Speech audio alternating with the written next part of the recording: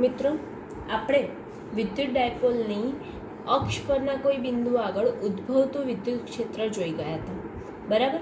હવે આજે આપણે જોવાનું છે વિદ્યુત ડાયપોલની વિષવરેખા પરના કોઈ બિંદુ આગળ ઉદ્ભવતું વિદ્યુત ક્ષેત્ર.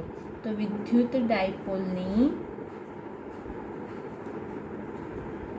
વિષવરેખા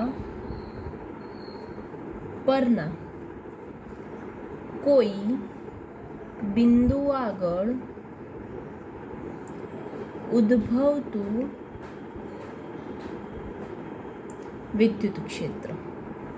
ઓકે, હવે જો આ વિદ્યુત ક્ષેત્ર શોધવાનું હોય તો સૌથી પહેલા આપણે એક ડાયપોલ લેવું પડે. શું? વિદ્યુત ડાયપોલ. કેમ કે વિષવરેખા પર શું વિદ્યુત ડાયપોલની વિષવરેખા પર શોધવાનું છે, એટલે કે આપણે એક વિદ્યુત ડાયપોલ લેવું પડે. ડાયપોલ એટલે શું થશે? તો એક પ્લસ ક્યુ અને એક માઇનસ ક્યુ વિદ્યુત ભાર લઈએ અને એને 2a અંતરે મૂકીએ, એ વિદ્યુત ડાયપોલ બની જશે. તો આપણે લખી દઈએ અહીંયા કે ધારો કે પ્લસ ક્યુ અને માઇનસ ક્યુ વિદ્યુત ભારો વચ્ચે 2a અંતર ધરાવતો વિદ્યુત ડાયપોલ છે. ઓકે, આ આપણે વિચારી લીધું અને તેની આકૃતિ અહીંયા હું ડ્રો કરેલી છે. બરાબર.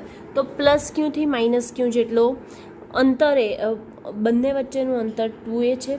હવે ત્યારબાદ આપણે અક્ષ પર વિદ્યુત ક્ષેત્ર શોધ્યું હતું ત્યારે શું કર્યું હતું? તો ઓ બિંદુથી આર જેટલા અંતરે કોઈ એક બિંદુ પી વિચાર્યું હતું. બરાબર. સેમ એવી જ રીતે વિષવરેખા પર આપણે આર જેટલા અંતરે એક બિંદુ પી વિચારીએ છે બિંદુ પી. બરાબર. આર જેટલા અંતરે આપણે એક બિંદુ પી વિચારીએ છીએ.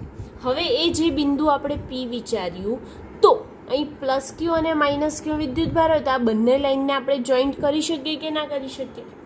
તો હા, કરી શકીએ. તો પ્લસ ક્યુથી પી વચ્ચેનું અંતર ધારો કે હું અહીંયા એક્સ ધારી લઉં, તો આ બંનેમાં સમબાજુ ત્રિકોણ હોવાથી આ બંને બાજુનું અંતર કેટલું થઈ જશે? એક્સ જેટલું જ થશે. ઓકે, અને સમબાજુ છે, વચ્ચે એક વિષવરેખા આવી માટે અહીંયા શું બને છે? કાટકોણ ત્રિકોણ બને છે. અને જો કાટકોણ ત્રિકોણ બનતો હોય તો અહીંયા મેં એક કોઈ ખૂણો શું લઈ લીધો? થીટા લઈ લીધો છે.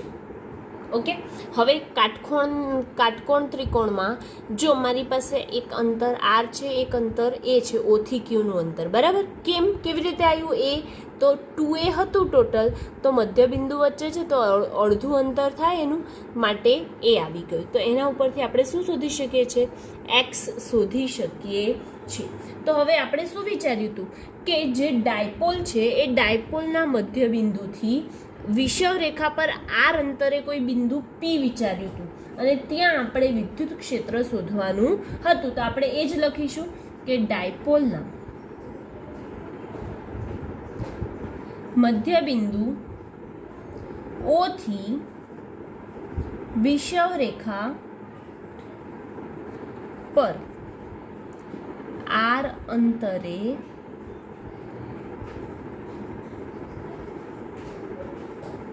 પી બિંદુ આગળનું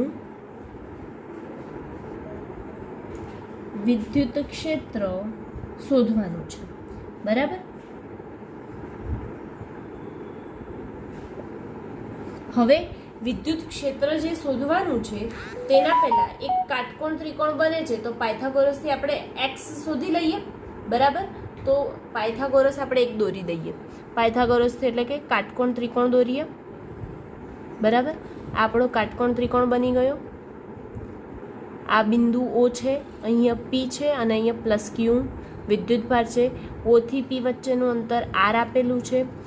ઓથી પ્લસ ક્યુ વચ્ચેનું અંતર કેટલું છે? એ છે. અને આપણે અહીંયા ધારી લીધું છે કે પ્લસ ક્યુથી પી વચ્ચેનું અંતર ધારો કે એક્સ છે. બરાબર. તો મારે શોધવાનું છે પાયથાગોરસ પરથી શું? કે પ્લસ ક્યુથી પી વચ્ચેનું અંતર. તો કર્ણનો વર્ગ બરાબર એક બાજુનો વર્ગ વત્તા બીજી બાજુનો વર્ગ થશે અને અહીંયા ખૂણો શું બને છે? થીટા બને છે ને, માટે આપણે અહીં શું લખી દીધું? થીટા. હવે એક્સ સ્ક્વેર બરાબર એ સ્ક્વેર પ્લસ આર સ્ક્વેર છે, અને જો મારે માત્ર એક્સ જોઈતો હોય તો શું થઈ જશે? A square plus R square raise to 1/2. Okay, હવે આગળ આપણે જઈએ તો આપણો જે પ્લસ ક્યુ વિદ્યુત ભાર છે, હવે આપણે અહીંયા આકૃતિમાં સમજવાનું છે. ધ્યાન રાખજો આ બાજુ કે મારી પાસે પ્લસ ક્યુ વિદ્યુત ભાર છે, તો પ્લસ ક્યુ વિદ્યુત ભાર હોય તો વિદ્યુત ક્ષેત્ર ક્યાં આવે? અંદર જતી દિશામાં આવે કે આ પ્લસ ક્યુ વિદ્યુત ભાર છે તો એ પ્લસ ક્યુ વિદ્યુત ભાર હોય તો એનું વિદ્યુત ક્ષેત્ર બહાર જતી દિશામાં આવે કે અંદર આવતી દિશામાં આવે? તો ના, પ્લસ ક્યુ વિદ્યુત ભાર હોય તો બહાર જતી દિશામાં આવશે, પરંતુ જો એની જગ્યાએ માઇનસ ક્યુ વિદ્યુત ભાર હશે તો ક્યાં આવશે? અંદર તરફ આવતી દિશામાં. એનો મતલબ કે મારે જો પી આગળ વિદ્યુત ક્ષેત્ર શોધવું હોય તો પ્લસ ક્યુ છે માટે એ વિદ્યુત ભારથી દૂર જતી દિશામાં છે, એટલે કે મને વિદ્યુત ક્ષેત્ર ક્યાં મળ્યું? બહાર બાજુ મળ્યું. જોવાય છે? ઈ પ્લસ ક્યુ વિદ્યુત ભાર જેટલું મળ્યું. તેવી જ રીતે માઇનસ ક્યુ વિદ્યુત ભાર છે મારી પાસે, તો માઇનસ ક્યુ વિદ્યુત ભારને લીધે વિદ્યુત ક્ષેત્ર શોધવાનું આવે છે, તો એ મને ક્યાં બાજુ મળે છે? અંદર તરફ આવતી દિશામાં, એટલે કે મને અંદર બાજુ આ રીતે ઈ માઇનસ ક્યુ વિદ્યુત ભાર મળે છે. હવે આપણે જોઈએ છે કે ઈ પ્લસ ક્યુ છે અને ઈ માઇનસ ક્યુ છે, શું બંને એક્સ કે વાય અક્ષ પર છે?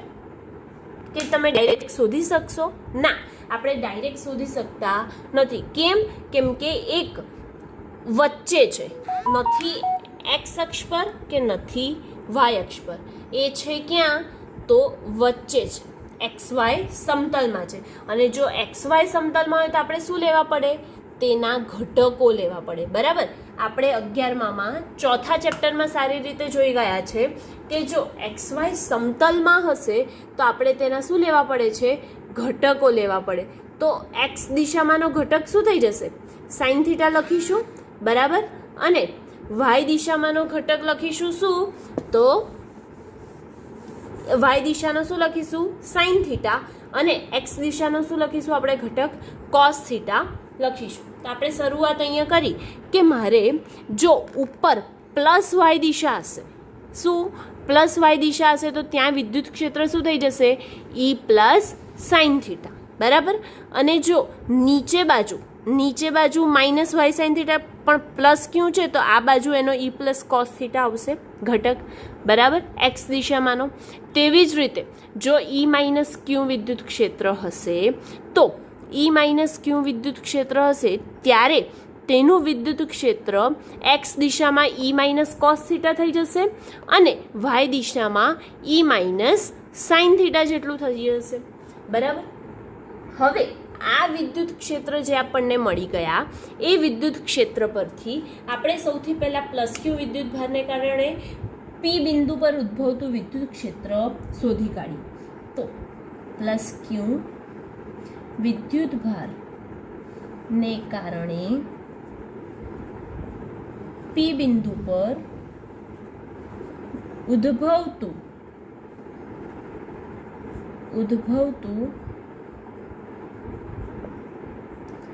વિદ્યુત ક્ષેત્ર શું થઈ જશે? ઈ પ્લસ. બરાબર, તો ઈ પ્લસ બરાબર શું થઈ જશે? આપણે ઓરિજિનલ સૂત્ર શું હોય કે વિદ્યુત ક્ષેત્ર ઈ બરાબર કે ક્યુ અપોન એ બંને વચ્ચેના અંતરનો વર્ગ હોય, એટલે કે આર સ્ક્વેર હોય. અહીં આપણી પાસે અંતર શું છે? એક્સ છે, માટે અહીં શું કરીશું? એક્સનો વર્ગ કરીશું. તો ઈ પ્લસ બરાબર કે ક્યુ અપોન એક્સ સ્ક્વેરની વેલ્યુ છે તમારી પાસે? હા છે, આપણે શોધી કાઢી છે. કેટલી છે? તો એ સ્ક્વેર પ્લસ આર સ્ક્વેર છે. ઓકે, અને એમની દિશા જો લખવી હોય તો દિશા કઈ છે? પ્લસ ઈ પ્લસ, એટલે કે પ્લસ ક્યુ વિદ્યુત ભાર હોય ત્યારે વિદ્યુત ક્ષેત્રની દિશા ક્યાં છે? તો એની દિશા છે, હું અહીંયા નીચે બાજુ કાઉન્સમાં લખું છું કે તેની દિશા પ્લસ ક્યુથી પી તરફ જતી દિશામાં છે. પ્લસ ક્યુથી પી તરફ જતી દિશામાં છે. હવે નેક્સ્ટ કોના માટે? તો માઇનસ ક્યુ વિદ્યુત ભારના કારણે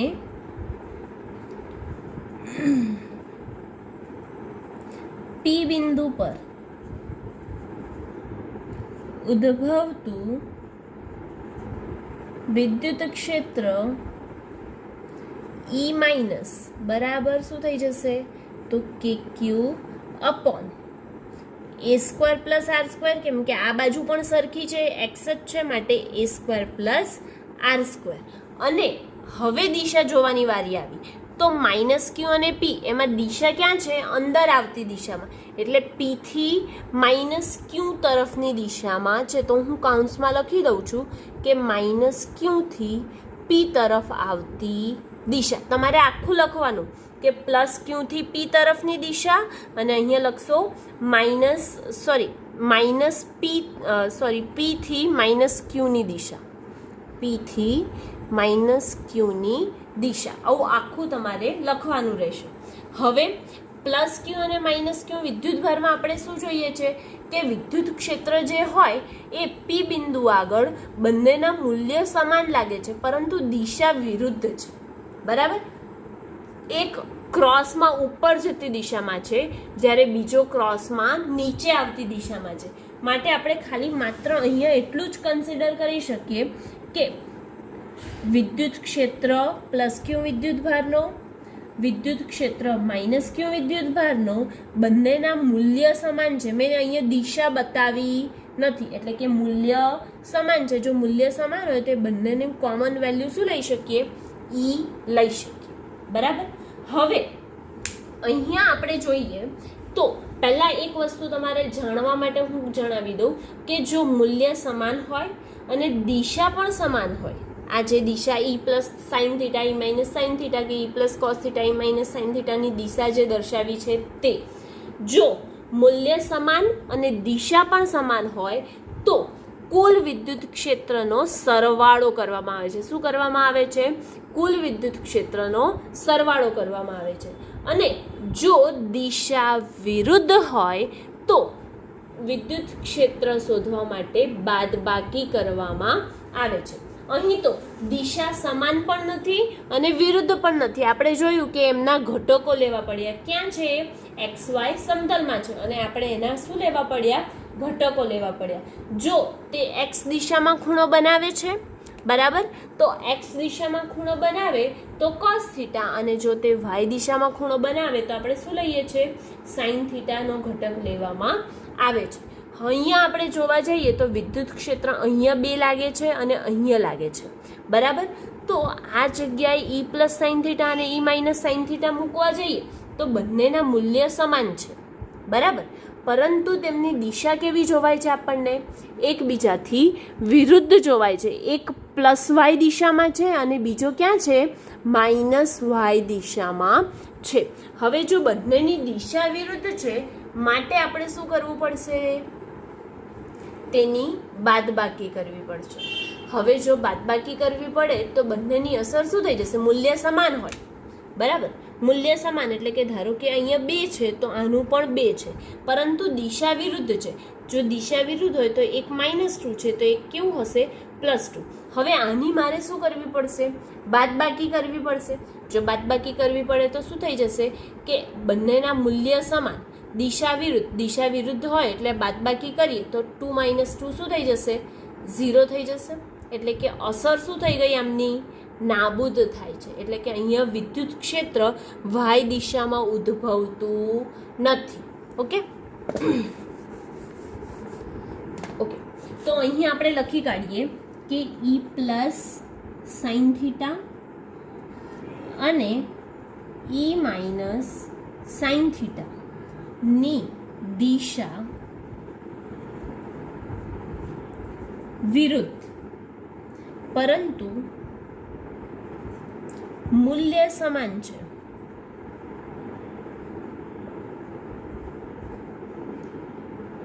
આથી મળતું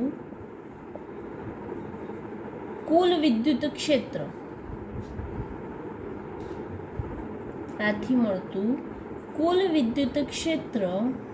શું કરવાનું? અસર શું થઈ જાય છે? એની નાબૂદ થાય છે. વિદ્યુત ક્ષેત્ર નાબૂદ થાય છે.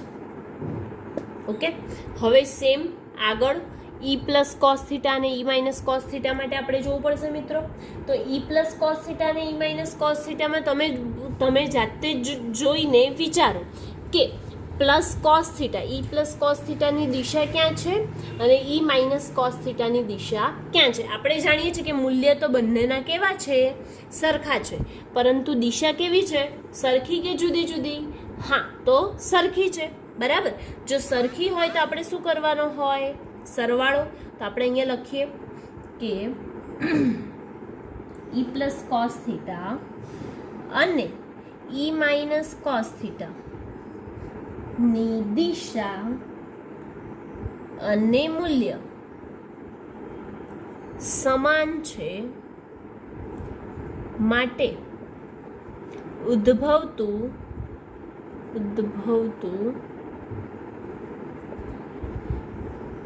કુલ વિદ્યુત ક્ષેત્ર સદિશ ઈ બરાબર ઈ પ્લસ કોસ થીટા અને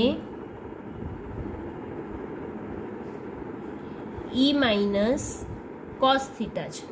હવે આ બંનેનો સરવાળો કરીએ તમે, ઈ પ્લસ કોસ થીટા અને ઈ માઇનસ કોસ થીટા, તો ઈ પ્લસ અને ઈ માઇનસ માંથી કોસ થીટા બંને સરખા છે તો શું થઈ જશે, કોમન નીકળશે.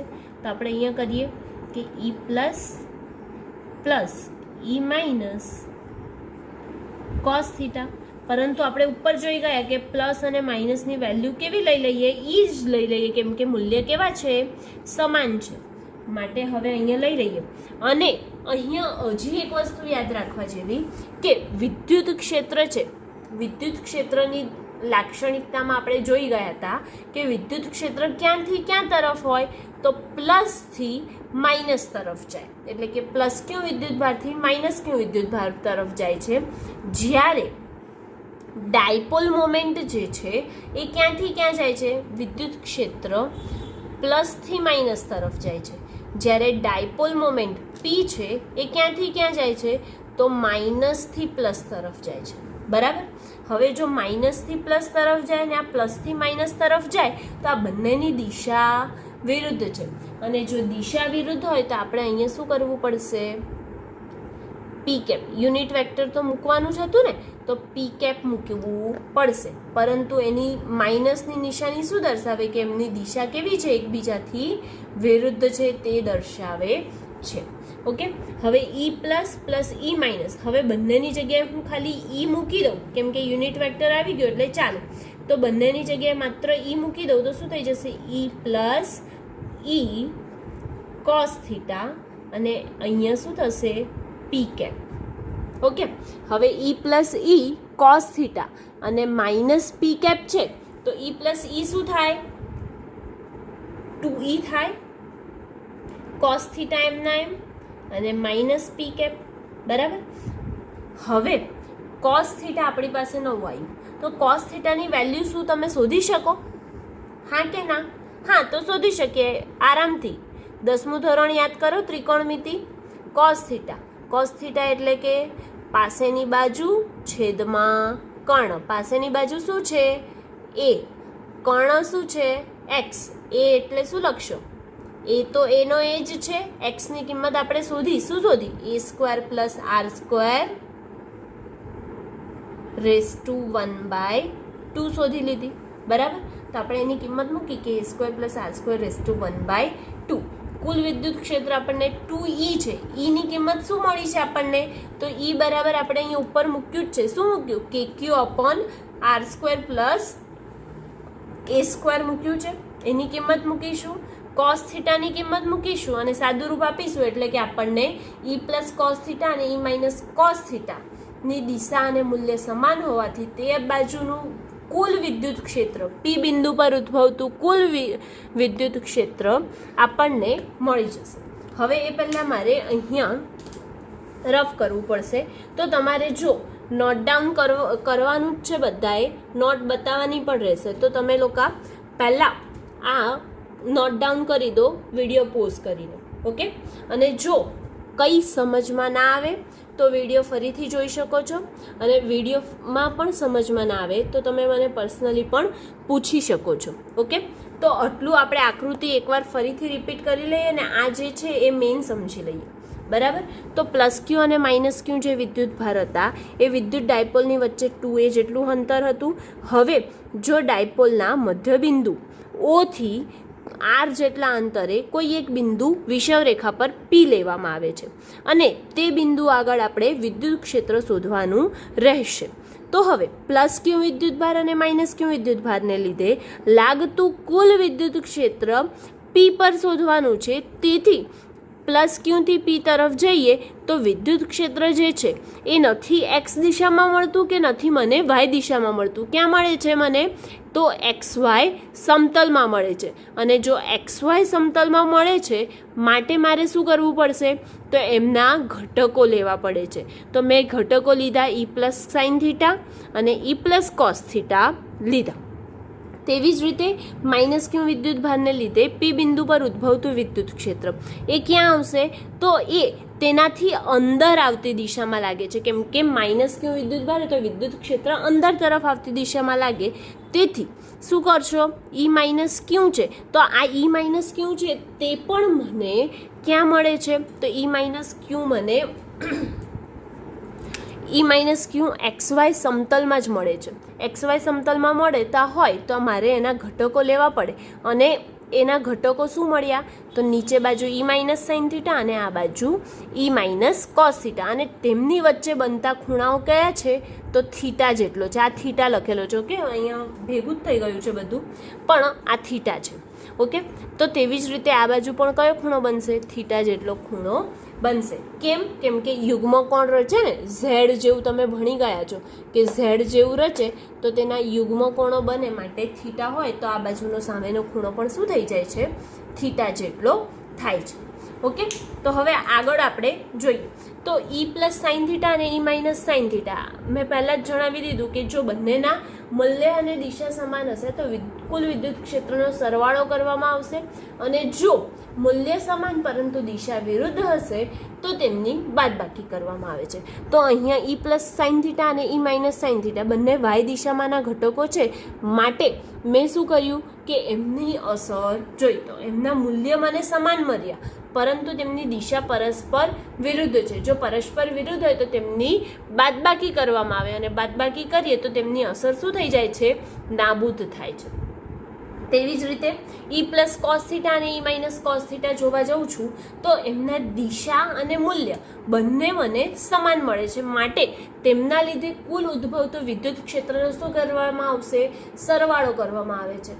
અને જો દિશા અને મૂલ્ય સમાન હોય તો તેમનો સરવાળો કરતા ઈ પ્લસ કોસ થીટા અને ઈ માઇનસ કોસ થીટા મળે છે. હવે એનામાંથી કોમન શું નીકળે છે? તો કોમન કોસ થીટા છે. કોસ થીટાને બહાર ધક્કો માર્યો, અંદર બચ્યું શું? ઈ પ્લસ પ્લસ ઈ માઇનસ અને એની બાજુમાં મેં એક એકમ સદિશ પી મૂકી દીધું. હવે એકમ સદિશ પી મૂકી દીધો, આપણે અહીંયા પણ કદાચ પી મૂકવાનો રહી ગયો છે, પી કેપ, બરાબર. તો આપણે અહીંયા પણ આપણે શું મૂકી દઈએ? પી કેપ મૂકી દઈએ એટલે કે દિશાનો થોડો ખ્યાલ આવે. અહીં પણ આપણે પી કેપ મૂકી દઈએ કેમ કે અહીંયા સદિશ કર્યું છે તો આ બાજુ પી કેપ મૂકવું પડશે, ઓકે. તો પી કેપ મૂકી દીધું. હવે ઈ પ્લસ પ્લસ ઈ માઇનસ કોસ થીટા અને પી કેપ આ પણ મેં સમજાવ્યું હતું. યાદ હોય તો પોતે જાતે યાદ કરીને ટ્રાય કરો કે ડાયપોલ મોમેન્ટ અને વિદ્યુત ક્ષેત્ર બંનેની દિશા એકબીજાથી કેવી હોય છે? વિરુદ્ધ હોય છે. માટે અહીંયા માઇનસ પી કેપ આવ્યું. પ્લસ ક્યુ અને માઇનસ ક્યુ જે વિદ્યુત ભારો છે એ દિશા વિરુદ્ધ છે માટે માઇનસ પી કેપ આવે છે. હવે ઈ પ્લસ અને ઈ માઇનસની વેલ્યુ કેવી છે? સરખી, માટે ઈ પ્લસ ઈ કરી દીધું એટલે આપણો જવાબ આવી ગયો 2e cos theta minus p cap. હવે કોસ થીટાની વેલ્યુ, તો કોસ થીટાની વેલ્યુ આપણને શું મળી? તો કોસ થીટાની વેલ્યુ આપણને મળે છે 2e cos theta minus p cap છે. પાસેની બાજુ છેદમાં કર્ણ કરીએ તો એના છેદમાં એક્સ મળે અને એક્સની વેલ્યુ આપણે ઉપર શોધી જ લીધી છે. કેટલી છે? કે a square plus R square raise to 1/2. તો એ કિંમત મૂકી દીધી એક્સની, a square plus R square raise to 1/2. તો જેથી આપણને કોસ થીટાની પણ વેલ્યુ મળી જાય છે. હવે આ બધી જ વેલ્યુ આપણે ક્યાં મૂકીએ છીએ? આ સમીકરણમાં મૂકી દઈએ, પણ એ પહેલાં આપણે અહીંયાથી આ રફ કરી દઈએ છીએ, ઓકે.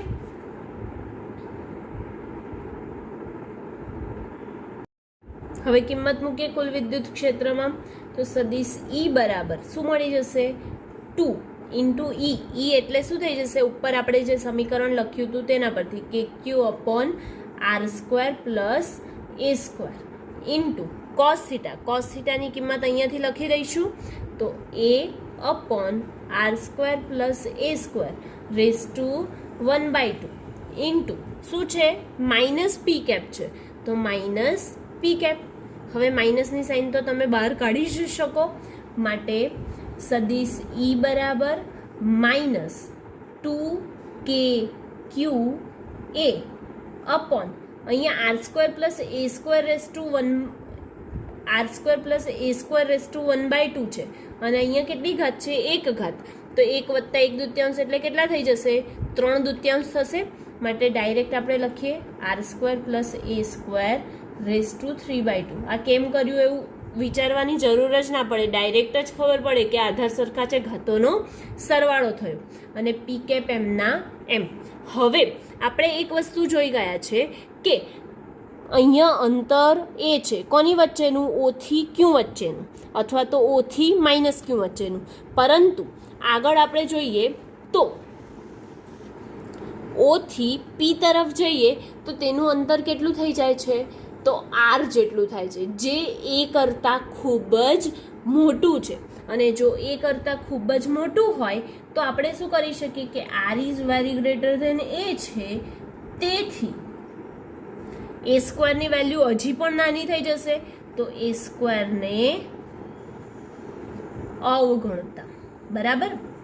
તો A² ને કાઢી નાખીએ, A² ની કિંમત આપણે 0 લઈ લઈએ, તો સદિશ E બરાબર આપણને મળી જશે 2KQA upon R² rays two 3/2, અને ઘાત કેટલી? પી કેપ જેટલી આવશે. બરાબર? તો સ્ક્વેર અને રૂટ નીકળી જાય, સ્ક્વેર ને રૂટ નીકળે એટલે ઘાત કેટલી બચી? ક્યુબ જેટલી.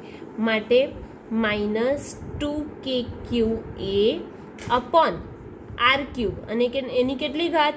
પી કેપ. બરાબર? KQA upon R³ into p cap. હવે પી કેપ બચે છે, પરંતુ આપણે એક વસ્તુ હજી જોઈ ગયા હતા. શેમાં?